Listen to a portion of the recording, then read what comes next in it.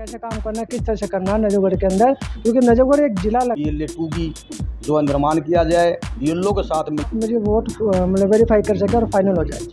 विधानसभा में नहीं है तो जो 2002 में उसका नाम दिल्ली के किसी हिस्से में या वो हरियाणा से माइग्रेट हो गया है वहाँ के हिस्से में क्या नाम है तिलक नगर में वोट थी। और हमें नजर अरे जब इतने सारे कार्ड आप लोग क्या नाम है चेक कराते, पासपोर्ट पुलिस वेरिफिकेशन के बाद बनता है, आधार का सेक्टर का मंडलम का और सबसे ज़्यादा सघन ध्यान वोटिंग लिस्ट के लिए की वोटें हैं वो भाजपा समर्थक या भाजपा वो अपनी वोटें इसके अंदर ऐड करा जाते हैं और दूसरे विरोधियों की कटवाते हैं। तो मैं तो यही कहना चाहूँगा कि ये जो भी BLO इस वोट के लिए आए वो ओरिजिनल बंदा उसको पूरा सर्च करके उसकी जब वोट बनाए, चाहे वो किसी भी तरह का हो, उसको अच्छी तरह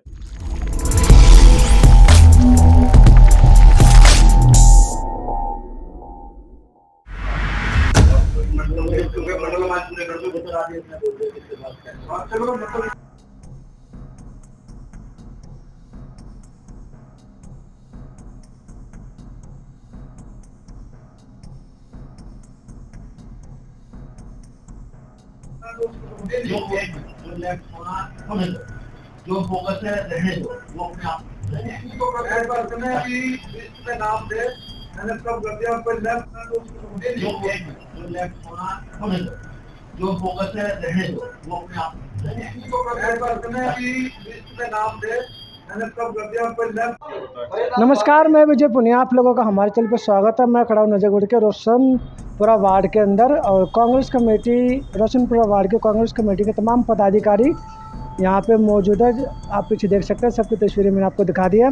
इन्होंने भी यहाँ पे मीटिंग की थी और मीटिंग में जो बातें रखी गई, जो मोस्टली SIR जो चल रहा है कि भाई इस पर थोड़ा ध्यान रखें, कहीं वोट इधर उधर कट ना जाए, या जो जेन्युइन वोट है वो मतलब उसकी वोट ना कट जाए और ओरिजिनल वोट जो रहे और बाकी जो ख़राब वोट है वो कटते चले जाए। तो इस तरह की मतलब पूरी बातें रखी गई कि हमें कैसे काम करना है, किस तरह से करना है नजफगढ़ के अंदर, क्योंकि नजफगढ़ एक ज़िला लगता है और नजफगढ़ की बात सेंट्रल तक जाती है कि नजफगढ़ ज़िले में काम नहीं हो जाए। इस तरह की बातें भी हुई थी यहाँ पे। तो बातचीत करें, सबसे पहले अपना नाम रखें। महेंद्र धर्मपाल यादव, राजेंद्र सिंह, सुंदर सिंह, सुभाष जी, कुलदीप फलसवाल, विवेक, जसवंत सिंह, राम निवास नरवड़, प्रेम कौशिक।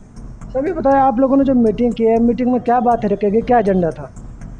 आज की हमारी मासिक मीटिंग हमारे दिल्ली प्रदेश के अध्यक्ष भाई देवेंद्र यादव जी के दिशा निर्देश पे हर माह में होती है, उसी की एक कड़ी थी।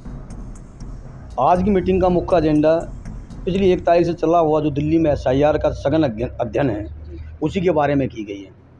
हमारा विचार है कांग्रेस पार्टी का कि पूरे वार्ड में विधानसभा में BLA 2 की जो निर्माण किया जाए, BLO के साथ मिलके घर घर जाके वोटर्स को सहभागिता की जाए कि किसी भी वोटर का वोट कटने ना पाए, कोई अवैध व्यक्ति अपनी वोट रख ना पाए, क्योंकि दिल्ली के अंदर ये बहुत ज़्यादा बुरा हाल है कि जेन्युइन वोटर्स के वोट कट जाते हैं और जो वोटर वहाँ रहते ही नहीं हैं उनके वोटों के नाम जो है वोटर लिस्ट में आ जाते हैं और यही कांग्रेस की इलेक्शन हारने का सबसे मुख्य कारण है। ये दिल्ली का नहीं, पूरे देश के अंदर है। ये सघन अध्ययन जो अगली बार किया जा रहा है, इसके अंदर हमारे जो कांग्रेस के BLA 2 हैं वो पूरी मुस्तैदी की तरह सिपाही जो हैं गली गली में BLO के साथ सरकारी BLO के साथ मिलकर सघन अध्ययन कर रहे हैं कि किसी प्रकार की जो जेन्युइन वोटें हैं वो किसी प्रकार ना कटने पाएँ और जो दूसरी वोटें हैं वो रहने ना पाएँ।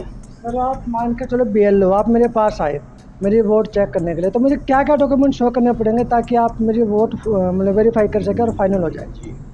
सबसे पहला काम अब की बार वोट वेरीफाई के लिए जो वोटिंग लिस्ट है वो 2002 को मध्य रखा गया है। 2008 में सबके पहचान पत्र बने थे, 2002 वाले तो किसी के पहचान पत्र है ही नहीं। जी देखिए, पहचान पत्र इसमें मुख्य मुद्दा नहीं है, क्योंकि 13 जो ID हैं जो चुनाव आयोग ने मांगी है वो सब वैलिड हैं। तो मैंने 2002 ये रखा गया है कि 2002 में जिसका नाम है उसकी वोट को दोबारा रिपीट होने में कोई दिक्कत नहीं है। लेकिन जो बच्चा 2002 के बाद पैदा हुआ है या जो बच्चा 2002 के बाद ट्रांसफ़र होकर आए, कोई भी व्यक्ति या 2002 के बाद किसी इलाके में रहने आए हैं, तो 2002 का मुद्दा ये है कि 2002 पूरे ऑल ओवर इंडिया में रखी गई है।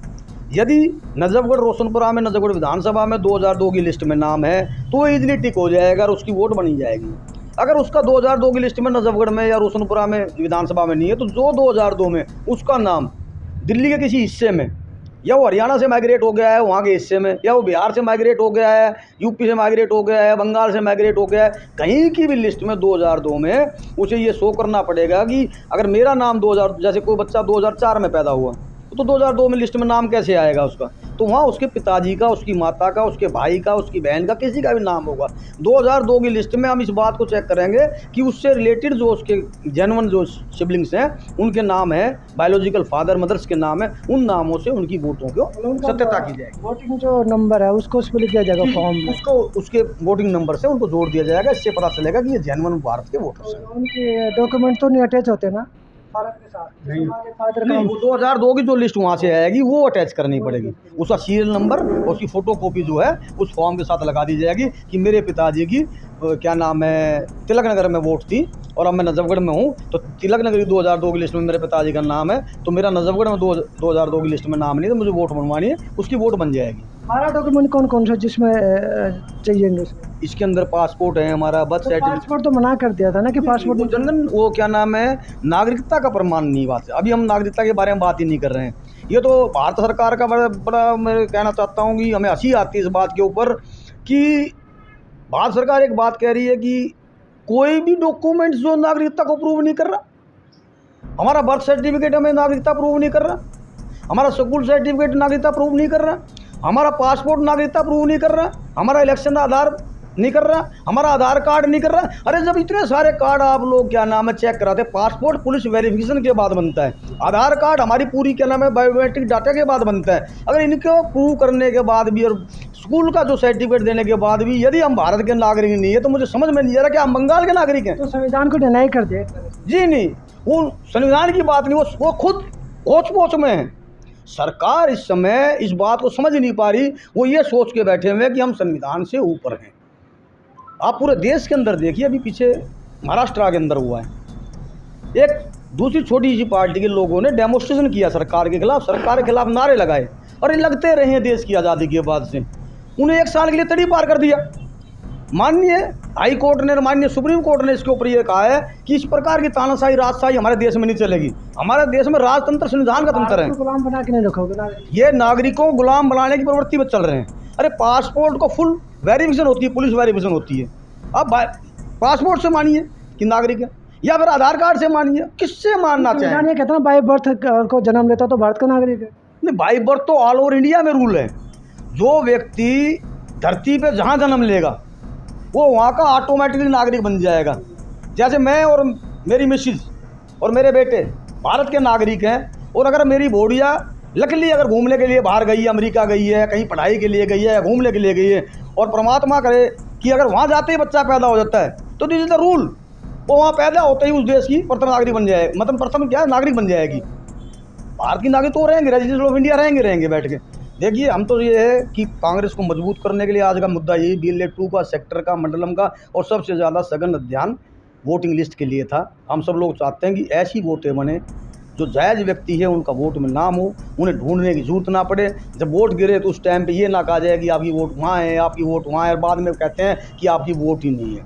बंगाल के अंदर अभी आपने देखा, मुझे तो हंसी आती है, सुप्रीम कोर्ट में माननीय जज ने भी एक छोटी सी बहुत बड़ी गलती करी कि उन्होंने ये कह दिया, जब इलेक्शन कमीशन ऑफ इंडिया ने ये बात मानी कि इतनी कटी हुई वोटों में से मैक्सिमम वोटें गलत कट गई, तो उस पर सुप्रीम कोर्ट ने इस बात पे नज़रअंदाज करके कि वो जो जेन्युइन कट गई उससे इलेक्शन का प्रभाव बदल सकता है, सत्ता बदल सकती है। लेकिन उन्होंने क्या कहा कि ये लोग अगली बार वोट डाल सकते हैं।